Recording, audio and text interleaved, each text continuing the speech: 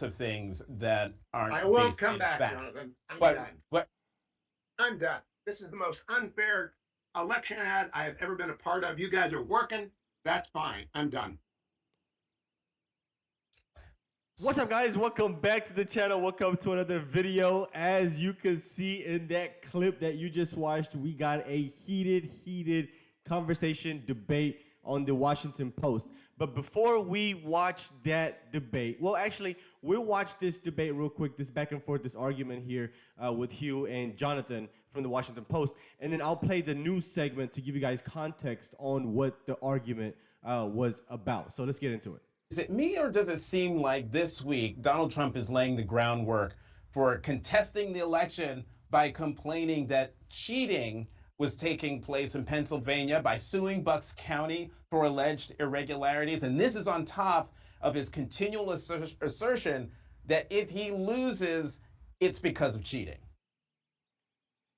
Yeah, that's what he's been laying the groundwork for this, just not in the last week, but in the last umpty-ump months. No election can be fair unless in Donald Trump's mind, unless Donald Trump wins it.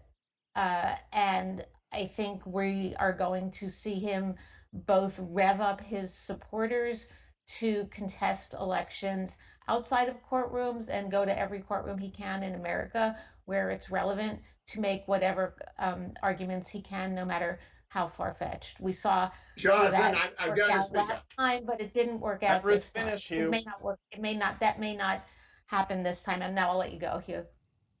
Well, I've just got to say, we're news people, even though we're at the opinion section. It's got to be reported. Bucks County was reversed by the court and instructed to open up extra days because they violated the law and told people to go home. So that lawsuit was brought by the Republican National Committee, and it was successful. The Supreme Court ruled that Glenn Youngkin was successful. We are news people, even though we have opinions, and we have to report the whole story if we bring up part of the story. So yes, he's upset about Bucks County, but he was right, and he won in court. That's the story. I'll let you keep going, Jonathan. No, I don't appreciate being lectured about reporting when many times you come here saying lots of things that aren't. I won't come back, Jonathan. I'm done. I'm done. This is the most unfair election ad I have ever been a part of. You guys are working. That's fine. I'm done. Yeah, facts. They're definitely working. They're working on behalf of Kamala Harris and the whole Democratic Party. The whole liberal media is working for the Democratic Party. That's exact. Hugh is 100% correct. These people are working. They're at work right now. They're peddling propaganda. And I'm going to show you guys a news clip here that will kind of give you some context on that lawsuit from Bucks County. Let's get into it. Breaking right now at 6 on CBS News Philadelphia. A brand new legal victory for the Trump campaign in Bucks County after a lawsuit was filed claiming voter suppression. Just a short time ago, a judge ruled Bucks County election officials violated election code. Good evening, everyone. I'm Yuki Washington. The ruling has resulted in an extension for Bucks County voters who want an on-demand mail-in ballot. Josh Sanders joins us now live in Doylestown with more of the details. Josh? Yuki, good evening. Good to be with you. A win for the Trump campaign, and now voters here in Bucks County have the opportunity for in-person on-demand voting through Friday afternoon. Now, in the suit, the Trump campaign alleges that voter suppression was taking place here in Bucks County. Bucks County officials claim that did not happen, and they are simply following Pennsylvania law. But the judge found that Bucks County officials violated Pennsylvania election code by denying voters their on-demand mail-in ballot option. Remember, Pennsylvania does not have early voting. Registered voters can request a mail-in ballot and then fill it out and drop it off in person in a single visit.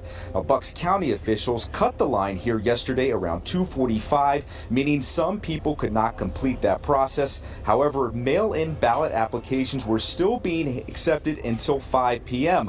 One voter told us he is grateful for the extension. That was great. I wanted to come in early. I seen online there was really long lines with my work schedule and having 4 kids. It was very difficult to be able to get in early. When I saw that news today, I was very excited and jumped on it and came in. It was a bit slow in there, but the workers were very helpful and we're moving things along. So I'm very appreciative.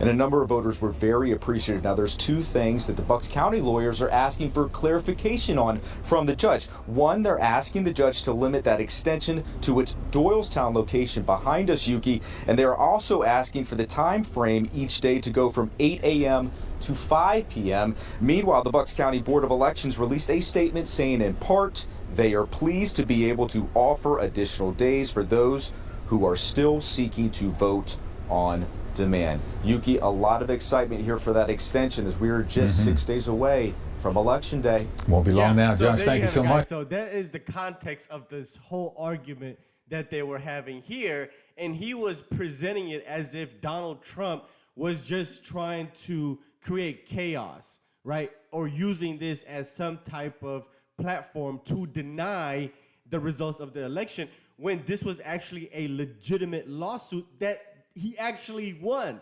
So they try to frame this as if Donald Trump is just extreme and going out of his way to say that there's election interference when literally the courts just said there was voter suppression. And the ironic part about this, the irony here, is how loud the Democrats are always screaming as far as voter suppression goes, but there seems to be zero evidence of that ever happening. But you have evidence here, and the mainstream media, these propagandists, are in denial. So let's go back just a little bit and watch this walk off one more time.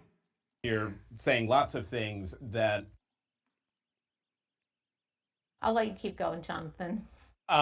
No, I don't appreciate being he glitched. He's literally glitching right now. lectured about reporting when many times you come here saying lots of things that aren't. I will based come in back, fact. Jonathan. I'm done. But see, you see, he didn't deny what Hugh says. He didn't deny what Hugh says. He justified it by saying, hey, Hugh, you always are coming on here and saying your side of the truth as well. Basically, you come on here and tell lies is what his justification for saying this. He didn't deny what Hugh says is the truth. I'm done. This is the most unfair election ad I have ever been a part of. You guys are working. That's fine. I'm done. Wow, I love it. So, Ruth, you wrote a column this week ending with this line, and actually, I think this is perfect. We're going to put it on the screen. You wrote, "You want to know the stakes of this election? Not only democracy, but decency." Talk more about that, Ruth. Okay, collecting my. And they go right back to their propaganda. These people are clowns, bro. These people are not serious. And look, she glitches. Oh, Ruth froze. Ruth is frozen. So hang in there, everyone. We're going to see if we can try to get Ruth back to this very. Wow. We're gonna get Ruth back in a moment. This is First Look, Washington Post Live's nonstop shop for news and analysis, and Ruth is back. So I'm going to read that quote back again from your column, Ruth, where you wrote, "You want to know the stakes of this election? Not only democracy, but decency." We lost her again. Ruth came back. Ruth came back as a ghost.